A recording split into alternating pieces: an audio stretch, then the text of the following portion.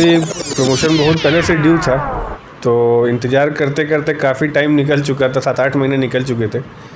तो जब लगा रहे थे तो विश्वास नहीं होता कि सही में हो रहा है प्रमोशन कि नहीं हो रहा है। तो उसको पढ़ के मोटिवेट भी हुए हैं। तो झटका लगना ज़रूरी होता है, ठोकर लगती तो आदमी इंसान संभल के चलता है। एकलव्य भी थे, लेकिन अर्जुन को ही क्यों चुना आपने उसके लिए? क्योंकि अर्जुन ने ही मछली की। अंकित केसरवानी हैं और मेरे साथ अभी श्री अभिषेक सर जी हैं, जो अभी कुछ ही समय पहले बलौदा बाज़ार में डीएसपी के पोस्ट पर पोस्टेड थे और अभी रिसेंटली इनका रायपुर प्रमोशन हुआ है और एएसपी के रूप में यहाँ पर डायल 112 के प्रभारी के रूप में कार्यरत हैं। तो हम इनसे आज बातचीत करेंगे और बहुत सारा बात करेंगे कि कैसे इनका एक्सपीरियंस रहा और इनकी पढ़ाई लिखाई और शुरुआती अपब्रिंगिंग कैसी रही। सर, मेरे चैनल पर आपका बहुत बहुत स्वागत है सर। थैंक यू अंकित। और सबसे पहले आपको बधाई हो सर, अभी कुछ ही मैंने पहले आपका पोस्ट देखा, आपके कंधे पर जिम्मेदारियों का बोझ बढ़ गया है। तो ये बोझ कैसे लेते हैं आप? बोझ की मतलब एक जो फीलिंग है, रियल टाइम फीलिंग। अभी ये प्रमोशन तो एक बहुत बड़ा अचीवमेंट होता है, तो मिला है, जिम्मेदारियाँ ही बढ़ी हैं। तो अगर जिम्मेदारियाँ बढ़ती हैं तो कंधे मजबूत होते हैं, तो कंधे मजबूत हैं और आगे की जो भी जिम्मेदारियाँ मिलेगी उन्हें अच्छे से संभाला जाएगा। सर, आपका पोस्ट देखा था मैं कि सितारे स्टार उतर गए हैं और शेर अब आ गए हैं, तो छाती चौड़ी किस तरह से हुई और रियल टाइम फीलिंग जब उस समय फ़ोटो में सर वो लगा रहे थे, शेर लगा रहे थे, तो उस समय रियल टाइम फीलिंग कैसे था मन का? एक्चुअली प्रमोशन बहुत पहले से ड्यू था, तो इंतज़ार करते करते काफ़ी टाइम निकल चुका था, 7-8 महीने निकल चुके थे। तो जब लगा रहे थे तो विश्वास नहीं होता कि सही में हो रहा है प्रमोशन कि नहीं हो रहा है, क्योंकि कई बार देख चुके थे हम लोग सपने में भी कि प्रमोशन हो गया है।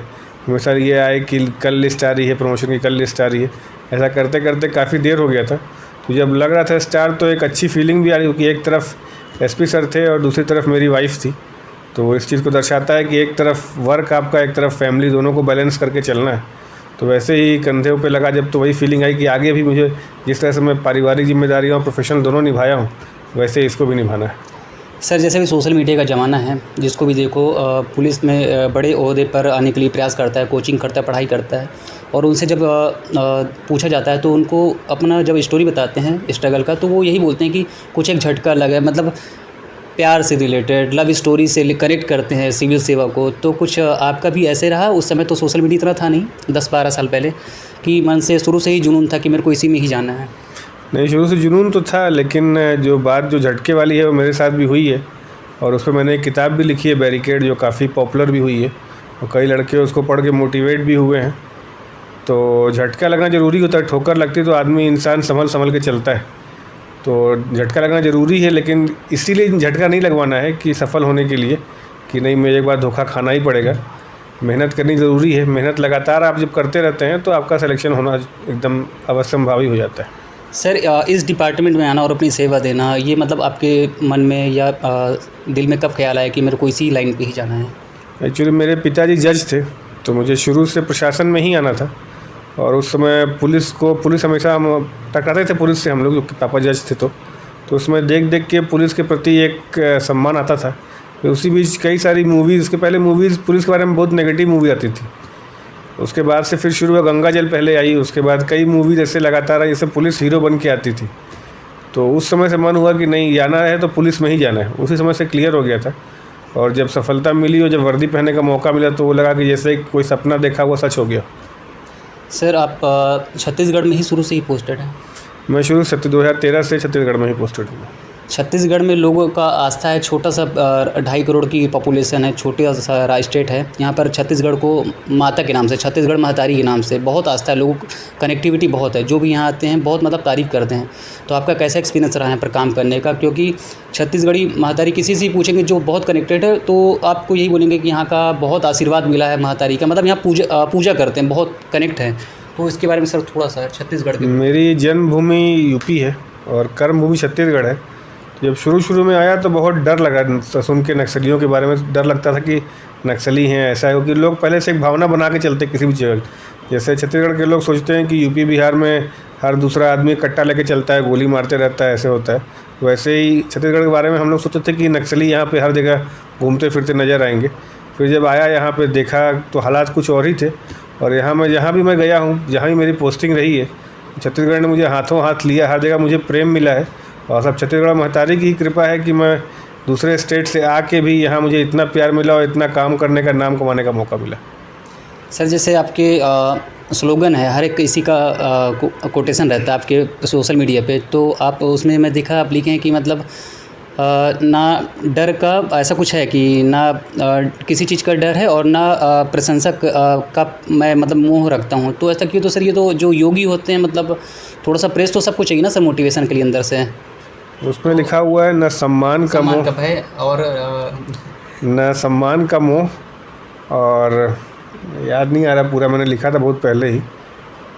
मैं एक मिनट देख के बताता हूँ।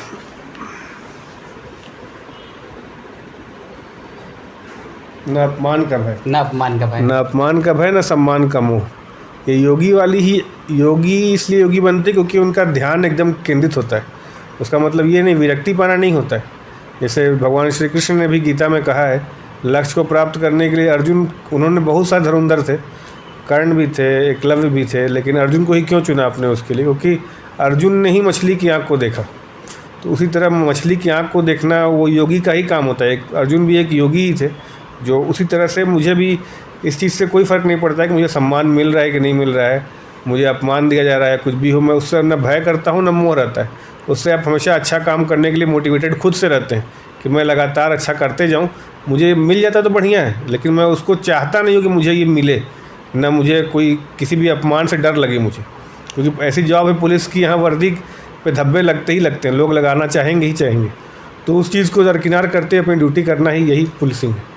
सर मैं पिछले जैसे आपने परमिशन दिया मिलने के लिए, इंटरव्यू के लिए, तो पिछले कुछ दिनों से थोड़ा बहुत अपने लेवल पर रिसर्च कर रहा था आपके बारे में जानकारी करके। तो मुझे एक चीज़ का मतलब यूनिक लगा कि मतलब आपके पर्सनैलिटी, आपके व्यक्तित्व में जो एक प्रेम रस होता है उसकी प्रधानता दिखती है। तो ऐसे परिवार का माहौल था या फिर कुछ और, या फिर आपको लगता है कि नहीं प्रेम से ही लोगों को जीता जा सकता है? एक्चुअली मैं प्रेम रस और वीर रस दोनों ही मेरे खून में है। तो प्रेम बिना दुनिया चलेगी नहीं, और बिना आप अगर वीर नहीं रहेंगे तो आपको दबा दिया जाएगा। ये मैंने ज़िंदगी में सीखा है। बिना स्ट्रगल के, बिना वीरता दिखाए आप ना आगे बढ़ सकते हैं। और लोगों को जीतना है तो वहाँ प्रेम से जीता जा सकता है। लेकिन एक कहते हैं ना कि भय भिन्न प्रीत न होए, तो आपको भय भी दिखाना चाहिए, लोगों को लगना चाहिए। आपको ज़रूरी नहीं सबको डरा के रखें, लेकिन आपके अंदर इतनी ताकत होनी चाहिए कि लोग आपसे डर सके जब ज़रूरत पड़े। तो मेरा वीर रस और प्रेम रस दोनों में ही इंटरेस्ट है, और मैं कोशिश करता हूँ कि हर काम प्रेम से ही हो। जहाँ प्रेम से नहीं होता है, कुछ ऐसे असामाजिक तत्व होते हैं जो बदमाश होते हैं, तो उन्हें फिर अपनी जो वीरता है या भय दिखा के ही कंट्रोल में लाया जा सकता है।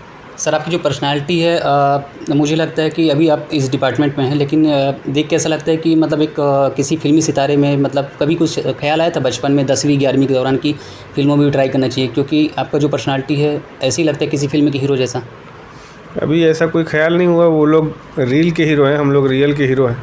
हम लोग कई जाने बचाते हैं जी। वो लोग रील में बचाते हैं, हम लोग फील्ड में बचाते हैं। तो हम लोग इसी जगह गर्व है मुझे कि मैं बस्तर जाके नक्सलियों से लड़ाई किया। कभी किसी की बच्ची घूमती है या कोई किसी के यहाँ मर्डर होता है, नहीं पकड़ाता, तो हम लोग जाके उसको पकड़ते हैं। केवल मैं नहीं, पूरा हमारा विभाग पकड़ता है। उसी का गर्व रहता है हमें। वो लोग रील पे जो करते हैं उसको हम लोग रियल में कई बार कर चुके रहते हैं। उसी का गर्व है, इसलिए कभी मैंने सोचा नहीं कि इस लाइन में कभी जाना, या इंटरेस्ट कभी आया ही नहीं मुझे। तो इस तरह से जो सेवा दे रहे हैं आप, इसी की नतीजा है कि जो आपके चेहरे पर कॉन्फिडेंस दिख रहा है, जो तेज़ दिख रहा है, उसी की वजह से है सर ये सब महादेव का आशीर्वाद है। महादेव मेरे साथ हमेशा बने रहते हैं। महादेव मतलब आस्था है आपकी? जी, महादेव में पूरी तरह आस्था है। मैं अपना सारा काम उनको दे देता हूँ। कोई प्रॉब्लम आती है तो उनके जिम्मे रहती है। मैं बोलता हूँ महादेव आप इसको संभालिए, मैं अपना काम कर रहा हूँ। कोई भी अगर खुशी भी आती है तभी मैं उनके हिस्से दे देता हूँ कि महादेव ये आप इसको संभालिए, मैं अपना काम कर रहा हूँ। प्रॉब्लम और अचीवमेंट दोनों महादेव के नाम पे। जी सर, जीवन में कभी कोई ऐसा पल आया स्ट्रगल कि बहुत ज़्यादा स्ट्रगल, अब दिक्कत हो रहा हो मन से कि अब थोड़ा सा बहुत दिक्कत हो रहा है आगे बढ़ने में? वो तो हर आदमी को उसमें आता है, मेरे में भी आया था। सिलेक्शन कई जगह इंटरव्यू दिए, मेंस दिए, सिलेक्शन नहीं हो रहा था। कई लोगों ने ताने मारने भी शुरू कर दिए थे अपने घर वालों के ही, मतलब घर के और उसी पड़ोसी और रिश्तेदार, उनका काम ही यही है कमी निकालना। तो वो लोग करते थे उसमें, लेकिन कई बार फ्रस्ट्रेशन भी आती थी। लेकिन महादेव के नाम से महादेव ने अपनी गोदी में उठा के मुझे इन सारी जो भंवर थे। आपके कुछ किताबों के बारे में बहुत चर्चा है। एक तो हो गई बैरिकेड और दूसरा चोला आटिकेराम। ये चोला आटिकेराम बैरिकेड से भी ज़्यादा चर्चा में है। और इसमें ये मैं रिव्यू देखा हूँ कि एक पुलिस वाले ने लिखी है और इसमें पुलिस का महिमा मंडन ज़्यादा नहीं किया गया है, एक्चुअल स्थिति बताई गई है। तो सर ये कैसे कि पुलिस इतना त्याग कर रही है, सैक्रिफाइस कर रही है ऐसे एरिया में, तो इसमें सर इस चीज़ की कमी नहीं कर दी गई, ऐसा नहीं लगता आपको? कमी नहीं की है एक्चुअली, वो कहानी जो है वो दूसरी कहानी है। महिमा मंडन पुलिस का किसी को, बहुत लोग को अच्छा भी नहीं लगता है। सबको अब पुलिस वाला ही लिखेगा, पुलिस के बारे में बहुत अच्छा ही बताएगा, लोगों को लगेगा झूठ बोल रहा है। सही है। उसमें नक्सली जो होता है, आप लोग देखे होंगे कि जो सेना होती है, सीआरपीएफ होती है, बहुत सारे, सबका नाम लिया जाता है कि बहुत वीर होते हैं, बहुत ही बहादुर होते हैं। लेकिन जो बस्तर के हमारे लड़ाके जो नक्सलियों से लड़ते हैं, उनके बारे में कोई नहीं जानता। कई लोग तो नाम भी नहीं जानते होंगे उस फोर्स का। उसको डीआरजी बोलते हैं, डीआरजी फोर्स है, बस्तर की जो नक्सलियों से लोहा लेती है। और उनके बारे में कोई कुछ नहीं बताया था। उस कहानी को मैंने लिखा है, उसमें महिमा मंडन नहीं किया है। उसमें जिस तरह से वो लोग लड़ाई करते हैं, उस लड़ाई को किस परिस्थिति में वो लोग लड़ाई करते हैं, उस चीज़ को दिखाया गया है बुक में। इसलिए महिमा मंडन करना ज़रूरी नहीं था, क्योंकि आप जब बस्तर जाएंगे तो आपको समझ में आएगा कि डीआरजी के लड़के वो कितने बहादुर लड़के हैं। वो आपको समझ में आएगा वहाँ जाने के बाद या मेरी किताब पढ़ने के बाद।